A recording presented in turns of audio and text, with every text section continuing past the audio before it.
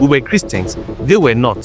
So it was like being a Christian, a child of God was synonymous with being poor, wretched, and all the rest. Sometimes we went to go peep into their pot to see the food they were cooking because it was smelling nice.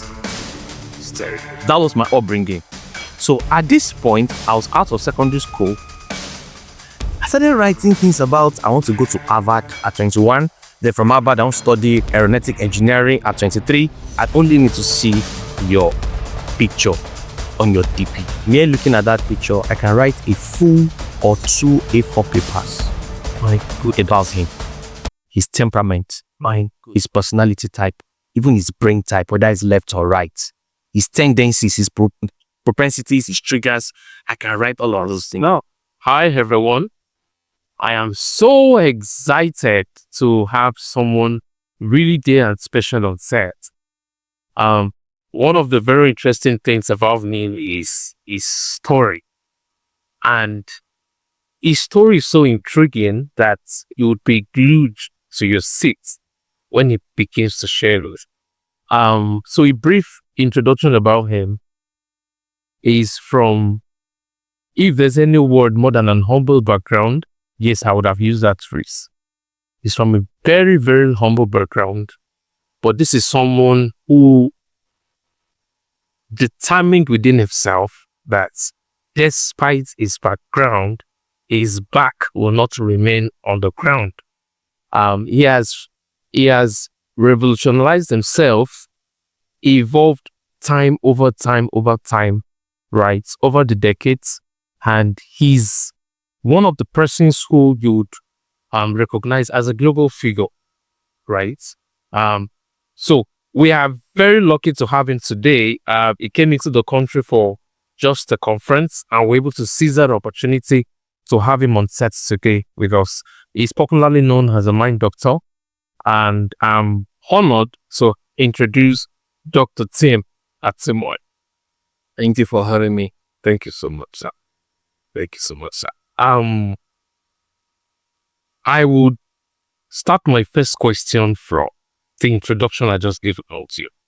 So it is interesting that your story, which I'm quite familiar with, and your background, of course, is really interesting. And I want you to start the journey of your story from when you were at PhD. You shared some things about that in your book that you released recently. So could you tell us how growing up in that place, how it affected you and how it shaped you generally? All right. Thanks once again for having me. Growing up at Jonakinjide Ikeja, I wasn't born there actually. I was born at Ayobo, 1985. And then 1989, I saw O's. We moved to Ikeja, Jonakinjide. So I was about 5 years or 4 years or thereabout. And then we were there to 96. So most of my formative years, right, were spent at Ikeja, at Jonakinjide. Now, you may not know this. Now, when a child is born between age 0 to 7, that's when they are, of course, we're born with our conscious and subconscious mind. But between age 0 to 7, your conscious mind, which is your analytical mind, your thinking mind, your logical mind, your accept or reject mind, isn't mature. You analyze things based on what you've known before. This feels hot because you know what it feels like being cold. That's the mind doctor speaking. This is white because you know what it feels or what it looks like being red or black. So, but a child doesn't know. And that's why you have a little baby sees something glittering and begins to crawl there. The one that grabs him, that's a hot iron. The baby doesn't know. I'm sure you must have experienced it before. And I think I still have that scar somewhere here. Growing up, I took a candle and then I was pouring the wax on the back of my finger because I didn't know it would burn. A baby sees thing glittering and wants to go to touch. Because there's no logical mind, there's no history, no experience to compare with. I can't do this. This isn't right for me. Right. So that period of time, 0 to 7, was when I spent at Jonakinjide. And why I took it to the conscious and the subconscious was because, so this period, your logical mind can reject things and accept things. Well, because it's not mature everything you see, hear, observe, experience goes straight to your subconscious mind, which is very dangerous. For example, you have a sore. Yeah. Now, you don't have that sore covered with a plaster to, get it protected from, okay, like infection or stuff like that. Now, you can have flies perching on it. You have some stuffs around it which can result into some sort of infection and the wound spreading more. Now, that's how it is growing up. Because we do not have a conscious mind to protect that mind is exposed. So anything gets into it. And that's why a little child, maybe in primary 2, the friend says, you have a big head. That child cries, oh, believing I have a big head. And our parents, tells us, you are like your grandfather or you are not smart. We believe that. So this environment I grew up in formed me, and I was made to believe certain things. One of which I repeated 2 times in primary school. So without being told, I knew I was dull. I stuttered so badly. At primary 6, I could not read. Primary 6, I could not read. So all of these things, with the circumstance, with what I was told directly to my subconscious mind, there was nothing to compare because I didn't have any history of one life I lived when I was smart. There was no history I lived before when I spoke fluently. So it was quite clear. And then I was being bullied by our neighbors too, who were Christians. They were not. So it was like being a Christian, a child of God was synonymous with being poor, wretched, and all the rest. Sometimes when people peep into their pot to see the food they were cooking because it was smelling nice. It's terrible. That was my upbringing. That was my reality. So I believe that what I was living, or the life I was living, was actually what life actually was. But it time came when things changed. So what you took into your subconscious mind was things around poverty. Oh yes. Lack. Wretchedness. Yes. And I was programmed that way. So as I grew up, unconsciously, even when my cognitive mind started developing, my cognitive mind had to work with the program already. So even when I tried to argue certain things, no, I'm smart. The program says, no, you are not smart. Do you remember? And I start taking back memory lane. Wow. All right. So, if I'm to look at where you are currently, right? At one point growing up, would you say that light spur came up? Because you said something about your cognitive mind was, trying to send some message to your subconscious mind that you can be better, but your subconscious mind. So, at what point did you get to that there was an actual switch for you that just came up? Yeah, interesting. So when I was 17, I was in SS2, right? And at that time, if I hadn't repeated twice, I should have been finishing secondary school. So 17 SS2, I lost my dad.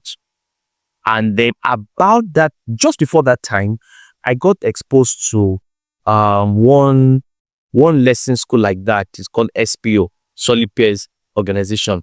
We're being hypnotized, being taught a lot of things. You can make it, you can do it. Just pure motivation. So those things, maybe they might have been fooling us to believe whatever it was.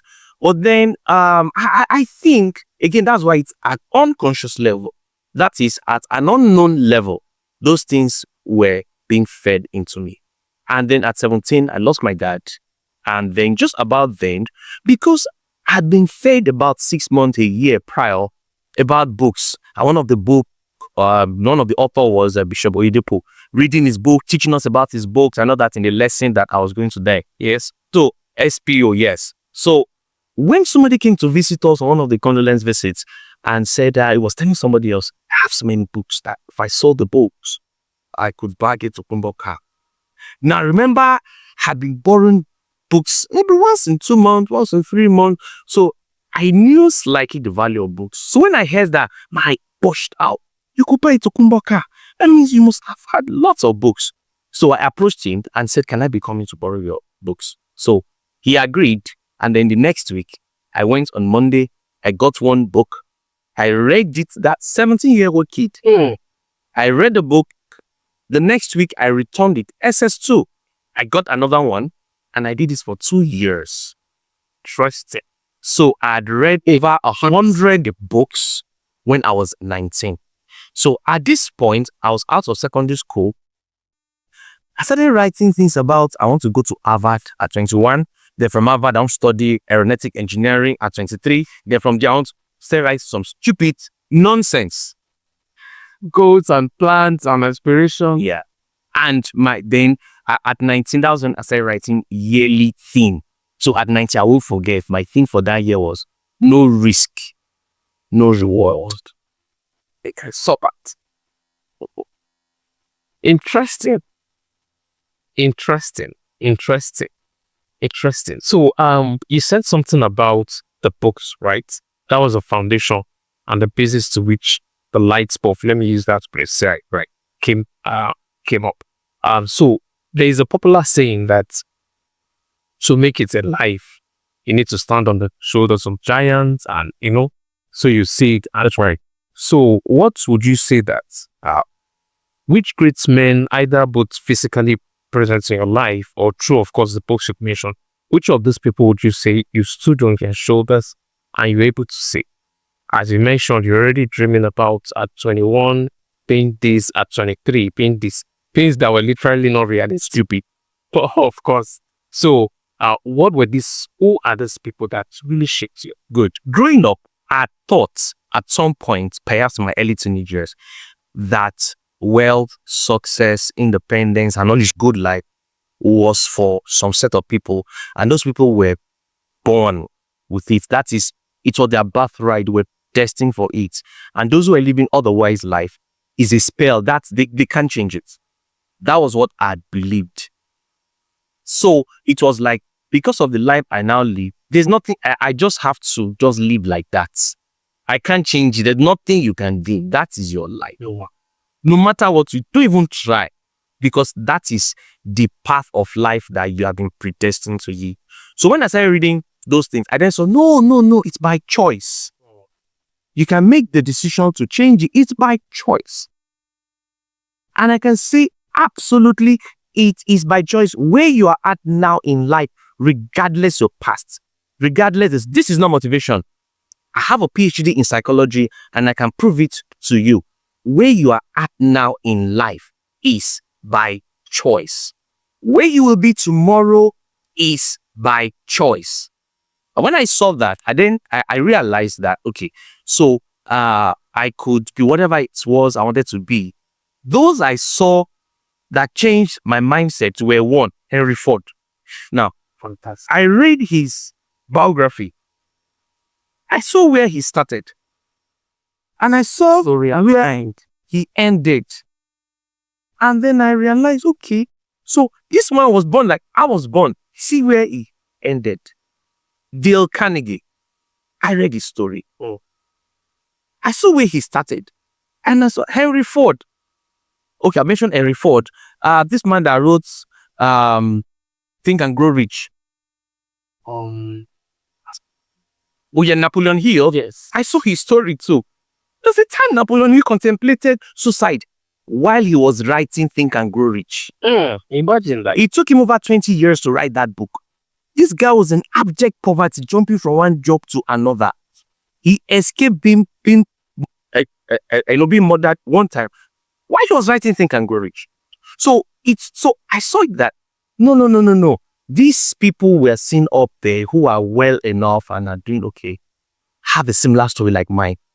But they had a time when they had to make a decision to make certain changes that then changed the trajectory of their life that we all now celebrate today.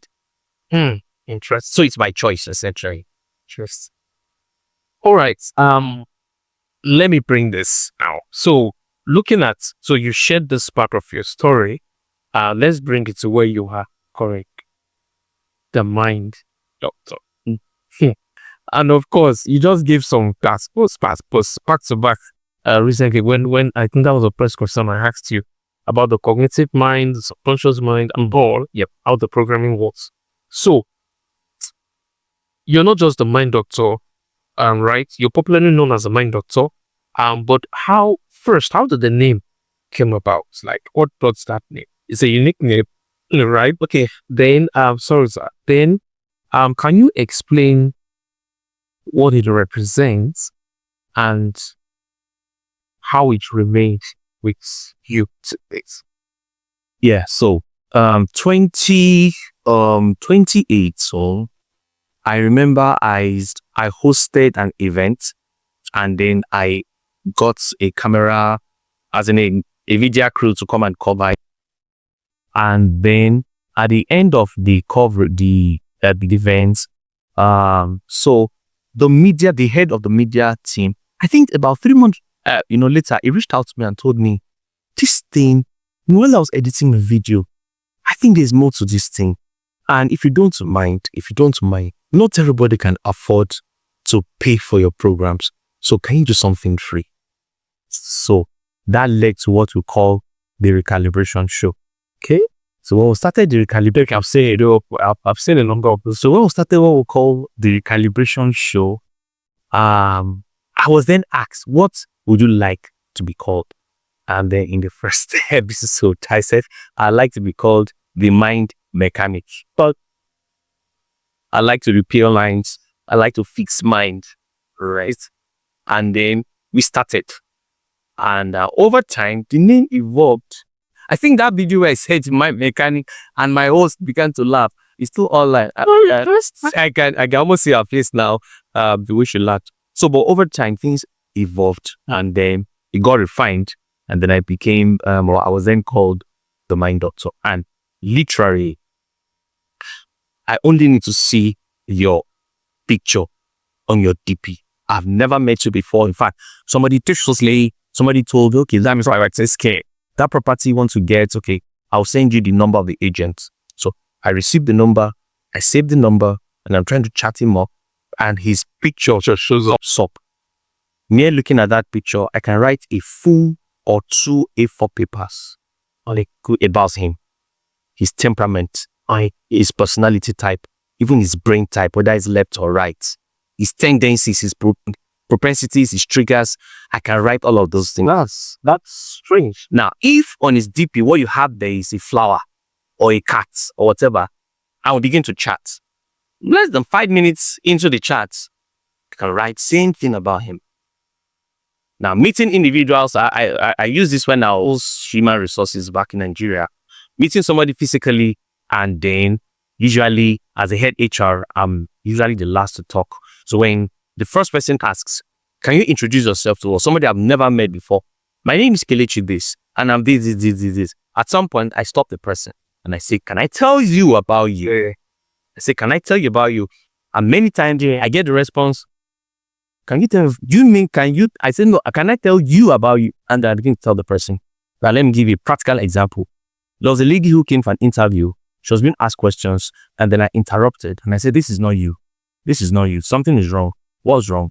She was trying to play this, and look, it's an interview. You can't only just go, oh, yeah, it's not you. Yeah, so you can't just open up your vulnerability. So she was trying to play, no, I'm fine. Say, no, something is wrong. Please, let's stop this interview. Don't tell us what is wrong. We're going to end your interview here. Wow. And then she explained she was away, so she couldn't prepare for this interview. She doesn't even know much about the company. And then she had issue with the boss and the cab that brought her and data. I said, yeah, because I know you're more than this. So I didn't tell the entire board there. I said, please, let's give her another chance. We don't do this. You will go home, prepare, we'll send you another email, and you come back and come as your best self. This lady, when she came back, she got the job. She was moved to one of the offices or one of the branches. Long story short, within 2 years, less than 2 years, within 18 months, she was promoted as the PA to the chairman of the group. She was that spotted out and outstanding. And I saw that in her right from even when she was just saying those things. First, just one more. There was a staff that came in, or there was somebody who came in for an interview. And then as he was talking, he had very eloquent, smart guy it was something electrical. So he was giving all the technical responses and other. And when they finished, we told him to excuse us. I told them, don't hire that guy. That guy will give you a problem. That guy will give you a problem. But the guy was just too good. He was too good to be ignored. Yeah. 3 months, the guy left himself. because they just couldn't. They made sure they fire, as in, they made sure they put some fire and inconvenience that the guy had to leave. And the guy didn't leave well. He caused trouble and left. I could go on and on and on. Wow. I'm thrilled. I'm actually interested in the parts where you spoke about seeing somebody's picture and you can write. Oh, yes, I've done that. Oh, yeah, I've done that many times. I'm interested in that, but I think we'll need to find how to make another arrangement. All right. And have that as a series. Doctor, we are so thrilled. This is a fantastic opportunity we have to have had this session with you today. And thank you so very much. We are very, very grateful. And I'm very confident that this is going to, this short interview is going to inspire someone, is going to transform life.